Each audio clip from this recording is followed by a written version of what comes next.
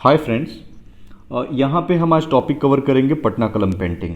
ये बीपीएससी का एक एवरग्रीन टॉपिक है और 63वीं में आखिरी बार इसको पूछा गया है। 64 और 65 में नहीं पूछा गया है और मैं उम्मीद करता हूँ कि 66वीं बीपीएससी में इसको पूछे जाने की चांसेस बहुत ही ज़्यादा हैं। ये नहीं तो मौर्य कला, इन दोनों में से एक प्रश्न तो पक्का आ रहा है, ठीक है। और 67वीं बीपीएससी वाले या आने वाले बीपीएससी के जो भी लोग हैं उसे देख सकते हैं क्योंकि ये एवरग्रीन टॉपिक है बीपीएससी का, ठीक है। तो सामने जो स्क्रीन पे दिखाई दे रहा है इन टॉपिक्स को हम कवर करेंगे। इसके बारे में अर्थ, विशेषताएं, उदय एवं अंत, चित्रकार, uniqueness, significance and how we can relate it with Madhubani painting, right. So मैं कुछ बता दूं कि इससे पहले हमने आज सुबह एक वीडियो अपलोड हुई है जिसमें करीब 5 टॉपिक्स एक्सप्लेन किए गए थे। 3 उसमें थे और 2 लिंक में दिए गए थे। So there is a huge demand coming out from your side that I should cover as many topics as I can before your examination. So मैं देखता हूँ कि कहाँ तक कर पाता हूँ। सो पेपर 2 का भी लोग कह रहे हैं कि एटलीस्ट कंप्लीट करा दीजिए। So I am working on that और हो सकता है आज शाम को या कल एक और वीडियो के माध्यम से हम उसको कवर कराने की कोशिश करेंगे। So let's cover the very important topic Patna Kalam painting. So I am Deepak, let's start. देखिए, इसकी थोड़ी सी आप बैकग्राउंड पहले जान लीजिए। इन टॉपिक्स को जानने से पहले आपको पता है कि जहांगीर जो थे उनके टाइम में चित्रकारी अपनी पिनेकल यानी कि चरमोत्कर्ष पे पहुंची थी। लेकिन जैसे ही औरंगजेब आए वैसे जो पेंटिंग्स है, आर्ट एंड कल्चर है, उसको बहुत ज़्यादा प्रमोशन नहीं मिला। उन्होंने डिसइंटरेस्ट दिखाया और यही कारण था कि जो पटना कलम पेंटिंग के चित्रकार थे वो उस समय से डिक्लाइन होना शुरू हो गए थे, ठीक है। तो थोड़ा सा अगर मीनिंग में बता दूं कि इसका अर्थ क्या होता है कलाम और पटना कलम का। तो कलाम का अर्थ होता है distinct style form of art, मतलब एक तरह से ये आर्ट का वैसा फॉर्म है जो काफ़ी डिस्टिंक्ट है, काफ़ी अलग है, ठीक है। और पटना कलम में 3 इन्फ्लुएंस देखने को मिलता है, पर्शियन, मुगल एंड ब्रिटिश। इन तीनों का मिक्स है। देखिए, इस वीडियो को बनाने के लिए मैंने कई सोर्सेज की हेल्प ली है, इंक्लूडिंग राज्यसभा टीवी पे एक वीडियो है, ठीक है। इसके अलावा इसको पटना स्कूल ऑफ पेंटिंग या कंपनी पेंटिंग के भी नाम से जानते हैं और इसको ना हम लोग मिनिएचर पेंटिंग कहते हैं। मिनिएचर पेंटिंग का मतलब होता है कि छोटा होगा बट डिटेल्ड होगा, यानी स्मॉल बट डिटेल्ड, ठीक है। बात करें हम पटना कलम पेंटिंग के फीचर्स की, विशेषताओं की, तो विशेषताओं में ये काफ़ी, देखिए पहली विशेषता तो यह है कि ये काफ़ी ल्यूसिड है और सिंपल है। इसमें दूसरी विशेषता आप ये लिखेंगे कि ये फ्यूजन है नेटिव आर्ट का। अभी मैंने बताया कि मतलब ब्रिटिश भी इन्फ्लुएंस दिखता है, मुगल भी इन्फ्लुएंस दिखता है और ब्रिटिश नहीं, पर्शियन इन्फ्लुएंस। तो तीनों ही इन्फ्लुएंसेस इसमें दिखते हैं। तो ये कह सकते हैं कि rare fusion of the native and foreign elements. और तीसरा है कि जो इसकी सब्जेक्ट मैटर है ना वो काफ़ी डिफरेंट है। चौथा फीचर है कि लाइट कलर के स्केच का यूज किया जाता है। 5वां फीचर है पॉइंटेड नोज होते हैं, हैवी आईब्रोज और बड़ी बड़ी मूंछों का इसमें यूज होता है।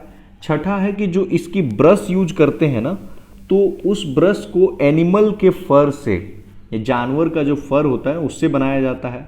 7वां है कि जो ब्रश का यूज किया जाता है वो डायरेक्टली यूज कर दिया जाता है। किसी भी तरह के, जैसे कई सारे पेंटिंग्स में ऐसे पहले पेंसिल से बनाया जाता है, इसमें डायरेक्टली यूज होता है। और हमारा आखिरी फीचर है कि कोई लैंडस्केप नहीं ये बनाता है, जैसे कि फोरग्राउंड या बैकग्राउंड इसमें नहीं बनाई जाती है, ठीक है। बैकग्राउंड आपको मोस्टली वाइट कलर का दिखता है, उजला कलर का दिखता है, ठीक है। कुछ और फीचर्स की बात करें तो इसमें जो आम आदमी की जो निजी जीवन यानी रोजाना की जो रोजमर्रा की जिंदगी है उसको दिखाया गया है। बाजार के सीन्स को दिखाए गए हैं। लोकल जो शासक होता है उसको दिखाया गया है, या लोकल फेस्टिवल, मेला, बाजार, ये सब दिखाए गए हैं।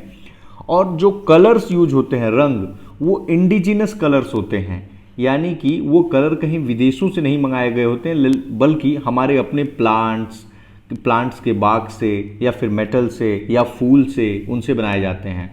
और इनको किस चीज़ पे पेंट किया जाता है? तो ग्लास, माइका और आइवरी। माइका मतलब अब्रक होता है, ठीक है। कुछ अगर हम पेंटिंग्स की बात करें, इंपॉर्टेंट एग्जांपल्स पेंटिंग्स का दें, तो रागिनी है, रागिनी, ये महादेव लाल का है पेंटिंग। दूसरा है विराहिनी, ये माधोलाल का है। तीसरा है मुस्लिम निकाह, ये शिव दयाल का है। और इसी तरह चौथा है बेगम की शराबखोरी, ये यमुना प्रसाद का है। बेगम की शराबखोरी, देखिए मैं लिख नहीं रहा हूँ ज़्यादा क्योंकि फिर टाइम लगेगा। तो ये यमुना प्रसाद का, आप सुन लीजिए, इसे याद हो जाएगा। और चाहें तो आप कुछ पॉइंट्स को नोट डाउन कर सकते हैं। मैं उम्मीद करता हूँ आपने ये टॉपिक किया भी होगा। तो ये इसको एग्जाम्पल्स के तौर पे आप यूज कर देंगे। देखिए जो मुर्शिदाबाद एरिया था ना, जो अभी वेस्ट बंगाल का एरिया है, तो वहाँ पे मिर्जाफर वहाँ के रूलर थे। तो मिर्जाफर इसके चीफ पैट्रॉन हुआ करते थे। लेकिन जब मिर्जाफर के बाद उनके जो पुत्र आए, तो उन्होंने औरंगजेब की तरह किसी भी तरह का इंटरेस्ट नहीं दिखाया। और यही कारण था कि वहाँ से पटना कलम के जो चित्रकार थे वो कांगड़ा चले गए, गढ़वाल चले गए, उदयपुर, वाराणसी, फैजाबाद, ठीक है, अलग अलग जगहों पे वो चले गए, ठीक है। कुछ अगर शुरुआती आर्टिस्ट का नाम देखेंगे तो आप लिख सकते हैं सेवक राम, हुलसलाल, जयराम दास, फकीर चंद, डल्लू लाल, ठीक है। इसके अलावा जो ब्रश है मैंने बता ही दिया। एक कजली स्याही आप याद रखेंगे, ये टेक्निक था जिसको यूज किया जाता था।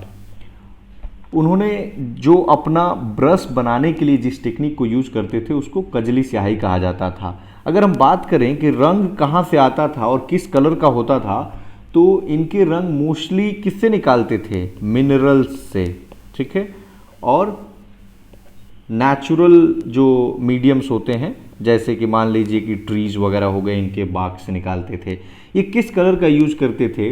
यानी येलो यानी पीला, ब्लू कहाँ से लाते थे? लैपिस लाजुली स्टोन से। रेड सॉइल से लाते थे। और ब्लैक कलर का भी यूज करते थे, वाइट का भी यूज करते थे। तो mainly yellow, blue, red, black and white. इनका बैकग्राउंड मैंने बता ही दिया कि वाइट कलर का होता था। और जो बॉर्डर्स है ना, ये इनमें बहुत इंपॉर्टेंट नहीं था इस पेंटिंग में। इनका जो मेन फोकस था ना, वो इनके सब्जेक्ट पे था, जो विषय है उस पे इनका मेन फोकस था। इसको अभी बताया भी मैंने कि इसको मार्केट स्टाइल ऑफ पेंटिंग यानी बाजार पेंटिंग या फिर फिरका पेंटिंग भी कहते हैं। इसका अलग नाम है, या कंपनी स्टाइल या फिर पटना कलम, जो कह लें आप। सबसे इंपॉर्टेंट है इनका थीम।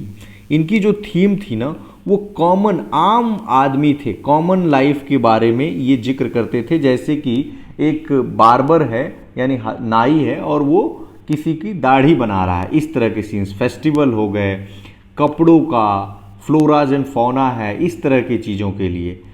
और बेसिकली और इसमें हम इम्पोर्टेंट फैक्ट्स जानेंगे। तो जो पटना कलम पेंटिंग में अगर फीमेल कुछ पेंटर्स का आप नाम ज़रूर लिख देंगे, क्योंकि इससे आपका बैलेंस लगेगा आंसर। फीमेल पेंटर्स में सोना बीबी एंड दच्चो बीबी, सोना और दच्चो, इन दो लोगों का आप नाम जरूर लिखेंगे। ये बीबी हैं, ठीक है। हाँ, इसके अलावा आप अगर इम्पोर्टेंस की बात करेंगे तो इम्पोर्टेंस में इसको कहा जाता है कि ये प्राइड ऑफ बिहार है, बिहार का गर्व है, ठीक है। और बहुत सारे थीम्स थे, जैसे मैंने अभी कॉमन थीम बताया था, तो इसमें बताया कि एक बार्बर है। इसके अलावा kite maker, fish seller, drummer, copper Smith, weddings यानी विवाह के सीन, कई सारे डांसर्स, सिंगर्स, बाजार, इन सारी चीज़ों के थीम स्पेस में बात कही गई है, ठीक है। अब बात करते हैं कि पटना कलम पेंटिंग का जो कहाँ पे रखा गया है। अगर आज देखें तो आप जाएंगे पटना म्यूजियम में, या खुदा बख्श ओरिएंटल लाइब्रेरी पटना में है, या फिर college of arts and crafts है पटना में, या फिर नेशनल म्यूजियम कोलकाता में, and Victoria Albert museum London में, या फिर नेशनल म्यूजियम न्यू दिल्ली में। तो इन सारे जगहों पे पटना कलम पेंटिंग आपको मिल जाएगा, ठीक है। इसके अलावा हम बात करेंगे कि इसकी जो है वो डिक्लाइन का कारण क्या था। ठीक है, तो डिक्लाइन का कारण मेनली 5-6 कारणों की चर्चा करेंगे। पहला कारण तो ये था कि अब जो है मशीन आ गया है, तो बहुत जल्दी आसानी से मशीन से क्रिएट किया जा सकता है पेंटिंग को। दूसरा कारण ये है कि टेक्निकल जो ग्रोथ है वो स्टॉप हो गया, मतलब जो बारीकी से जो काम करते थे लोग वो उन्होंने करना बंद कर दिया। तीसरा ये है कि जो फॉरेन टूरिस्ट हैं और बिजनेस है, एक तरह से कह लें कि बिजनेस, वो कम हो गया है इसमें। ठीक है, तो कोई भी चीज़ आपको पता ही है कि उसका कमर्शियल वैल्यू होना चाहिए। और लिथो प्रेस आ गया, तो लिथो प्रेस आया तो ज़्यादा से ज़्यादा कॉपीज कम से कम समय में बनाई जा सकती है इससे। फिर फोटोग्राफिक कैमरा आ गया, तो इससे भी फिर उनका इंसेंटिव कम हो गया, ज़्यादा फिर ये खींचा जा सकता है इससे। और खुद पेंटर्स ने भी एवर्जन शो किया, यानी कि इन्होंने भी इंटरेस्ट उतना नहीं दिखाया बहुत ज़्यादा इंट्रिकेसीज में। ठीक है, तो ये कह सकते हैं। और एक और बात आप लिख देंगे इसमें कि हर पेंटिंग का ना एक टाइम स्पैन होता है, और पटना कलम पेंटिंग करीब 200 सालों तक चला।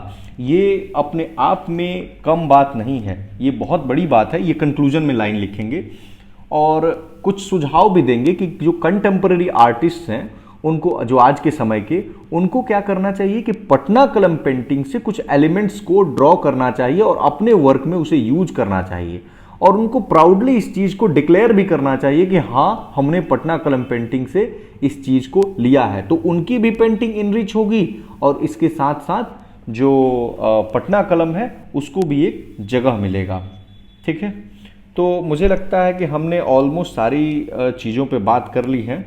और इसके अलावा अगर एक यूनिकनेस की अगर हम बात करें तो इसमें यूनिकनेस में डॉट्स होता है। पटना कलम पेंटिंग में डॉट्स का बहुत ज़्यादा प्रयोग किया गया है। और इसके साथ साथ हमने बताया कि जो कॉमनर्स हैं उनके जीवन पे ये पूरा फोकस्ड है, अदर पेंटिंग्स के मुकाबले। राजा महाराजाओं पे अदर पेंटिंग्स का ये होता था। और शेडिंग होता है सॉलिड फॉर्म्स का, तो ये भी इसका एक अगर मधुबनी पेंटिंग से हम इसकी तुलना करें ना, तो देखिए मधुबनी पेंटिंग्स का 2 एडवांटेज है पटना कलम पेंटिंग पे। पहला, और यही मतलब बहुत ज़्यादा कंपटीशन, पहला कि प्रोफेशनली मार्केटिंग होती है किसकी, मधुबनी पेंटिंग्स की, अनलाइक पटना कलम, केवल इंडिया में ही नहीं विदेशों में भी। और दूसरा, जो मधुबनी पेंटिंग है वो एक फोक फॉर्म है जिसे एक जनरेशन से दूसरे जनरेशन में ट्रांसफ़र कर दिया जाता है। तो आप देख रहे हैं, तो इसी के कारण मधुबनी पेंटिंग जो है वो सर्वाइव कर रहा है, जबकि पटना कलम पेंटिंग सर्वाइव नहीं कर रहा है। आखिरी बात एक और चीज़ लिख देंगे कि पटना कलम पेंटिंग का 172 पेंटिंग की एक क्या कहेंगे कलेक्शन, 172 पेंटिंग की कलेक्शन को पब्लिश किया गया और उसका नाम दिया गया बिहार की विरासत पटना कलम। तो ये अंत में लिखेंगे आप जब आपका कंक्लूजन हो रहा होगा। ठीक है, तो कि इसको पब्लिश किया गया, इसमें 172, और इसको क्यों किया गया, ये सोसाइटी में अवेयरनेस यानी जागरूकता लाने के लिए किया गया। ठीक है, तो मुझे लगता है कि हमने सारे ही एस्पेक्ट्स को डिस्कस कर लिया है और इसमें कुछ बचा नहीं है। सिग्निफिकेंस में आपको पता ही है पटना कलम पेंटिंग का क्या सिग्निफिकेंस है, मैंने बता ही दिया कि 200 सालों तक चला है। और कॉमनर यूनिकनेस जो है ना, उसी को सिग्निफिकेंस में भी आप इंक्लूड कर सकते हैं। ठीक है, तो बाकी मुझे लगता है नेक्स्ट एक मौर्य कला पे मैं सोच रहा हूँ और एक रविन्द्रनाथ टैगोर पे, क्योंकि इस बार हाई चांसेस हैं इनके आने की। और अगली बार ये तो हमेशा ही रेलेवेंट टॉपिक्स रहेंगे, तो आप नेक्स्ट टाइम वाले जो हैं वो लोग भी कर लेंगे। So thank you very much.